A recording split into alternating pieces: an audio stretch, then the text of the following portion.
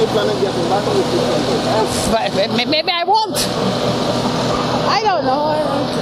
Liana Kane Furniture Factory, owned by Jocelyn Dow, was destroyed by fire back in January 2016 at Pleasance, where it had been located. Millions of dollars worth of equipment was destroyed and at least 50 persons were rendered jobless. Mrs. Dow, however, relived the horror once again as she watched her Charlotte Street home and business complex destroyed by fire, which ripped through the top flat of the wooden structure. The businesswoman recounted that she was awake at the time the fire started. So I called over, ran downstairs to tell the neighbors because they're on the windward to look out. But nobody answered. I screamed and screamed. I went back to look for my pets. I don't know. I saved two. I don't know where the rest are. Minister of State Joseph Harmon, who arrived at the scene during the fire, applauded the fire service for saving nearby wooden structures.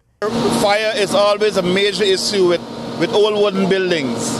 I think they're doing their best. I believe that the crowd is basically giving the fire service the room to work and room to maneuver, and we can only hope for the best. I'm very sorry about this. As you know, the owner of this building, Ms. Justin Dow, is an old friend. Is an old friend of my party, and therefore I've come here to give her whatever support she needs. Meanwhile, during the fire service's fight to prevent the fire from spreading, bright sparks were seen coming from inside the building. Fire Chief Marlon Gentle said, "Well, we didn't know that the building, we saw GPL, and I think in all fairness to GPL, they were very early on the scene.